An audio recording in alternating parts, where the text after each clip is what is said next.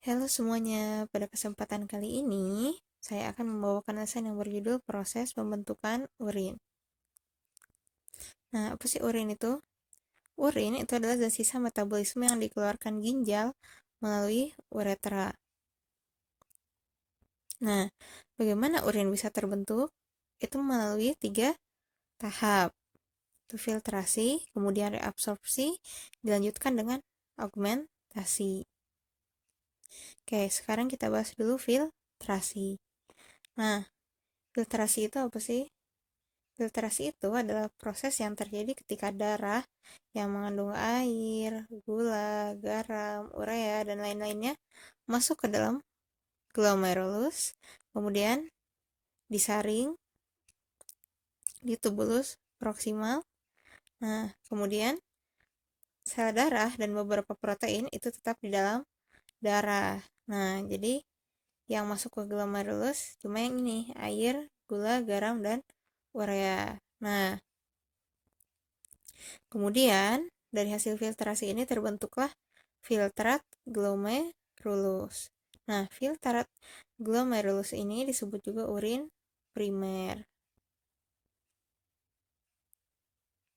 Oke, tahap selanjutnya yaitu reabsorpsi. Nah, re itu berarti artinya kembali. Absorpsi itu artinya penyerapan. Ya, jadi penyerapan kembali. Nah, reabsorpsi itu terjadinya di mana? Di tubulus contortus proximal. Itu. Nah, terus hampir semua gula, vitamin, asam amino, ion, dan air itu diserap kembali. Nah, berarti sudah lanjut di sini gitu ya.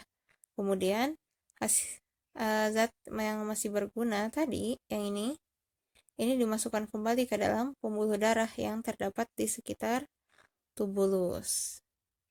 Nah, kemudian hasil reabsorpsinya berupa filtrat tubulus atau urin sekunder. Kalau yang tadi kan urin primer ya dari hasil filtrasi. Nah, ini dari reabsorpsi dihasilkan urin sekunder. Nah, urin sekunder ini mengandung air, garam, urea, dan pigmen empedu yang memberi warna dan bau pada urin. Nah, oleh sebab itu, urin kita bisa berwarna kuning, kemudian kecoklatan gitu ya. Oke, selanjutnya itu augmentasi. Nah, augmentasi itu terjadi di tubulus distal. Nah, di sini beberapa zat keluar dari kapiler peritubuler ke tubulus ginjal. Apa aja sih zatnya? Ada ion hidrogen gitu ya atau asam, kemudian ion kalsium, ion kalium, kemudian kreatinin, kemudian racun dan obat-obatan. Nah, akhirnya urin sekunder dan senyawa-senyawa ini bergabung membentuk urin, lalu bergerak menuju tubulus pengumpul. Nah, tubulus pengumpul di sini. Tuh, jadi asalnya penyerapannya di sini, kemudian turun ke tubulus pengumpul. Nah, setelah di tubulus pengumpul, itu akan dikeluarkan ke ureter gitu. Nah, ureter itu yang mana sih? Yang ini ya. Nah, kelihatan kan? Jadi, kalau kita lihat ternyata ureter itu adalah saluran antara ginjal dan kandung kemih atau uretra gitu. Nah, jadi ini seperti jalannya atau jembatan yang menghubungkan antara ginjal dan uretra gitu ya. Dan jumlahnya sepasang sama seperti ginjal. Jadi satu ginjal punya satu ureter gitu. Nah, kemudian setelah dari ureter kemana? Ke kandung kemih atau bahasa Inggrisnya urinary bladder. Nah, kandung kemih itu adalah kantung yang berfungsi untuk menampung urin sementara. Nah, yang ini itu disusun oleh lapisan otot polos. Nah, kalau otot polos gimana kerjanya? Tidak sadar ya. Jadi kita tidak merasa bahwa urin itu mengalir dari ureter ke kandung kemih. Itu. Nah, Selain itu, kandung kemih juga berhubungan dengan uretra yang ini. Nah, apa sih uretra?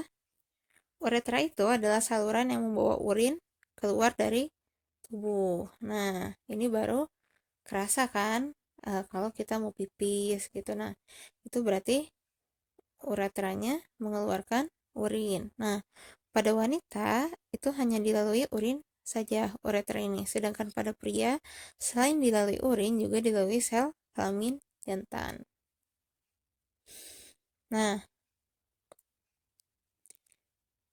jumlah urin itu kan bisa banyak, bisa sedikit gitu ya, bisa biasa-biasa aja. Nah, sebenarnya apa sih yang mempengaruhi jumlah urin? Nah, di sini ada beberapa faktor yang bisa mempengaruhi jumlah urin, yaitu yang pertama, jumlah air yang diminum. Semakin banyak air yang diminum, maka urinnya akan semakin banyak juga gitu. Kalau semakin sedikit, urinnya sedikit juga, tapi akan terlihat bahwa urinnya itu terlalu pekat gitu. Nah, sehingga kerja ginjalnya jadi semakin berat. Maka dari itu kita butuh air yang cukup. Nah, kemudian selain itu ada faktor stimulus dari saraf renalis. Nah, saraf renalis ini adalah saraf pada ginjal. Nah, stimulus saraf renalis itu menyebabkan ductus afferent menyempit. Maka akibatnya aliran darah ke glomerulus berkurang. Kemudian tekanan darahnya juga berkurang. Akibatnya filtrasinya kurang efektif. Nah, sehingga jumlah urinnya akan sedikit gitu ya. Kemudian hormon antidiuretik atau ADH, antidiuretik hormon. Nah, hormon ini dihasilkan oleh kelenjar hipofisis posterior. Nah, fungsi hormon ADH itu mempengaruhi penyerapan air oleh dinding tubulus. Nah, jika kekurangan ADH, jumlah urin meningkat 20-30 kali dan ini dinamakan diabetes insipidus.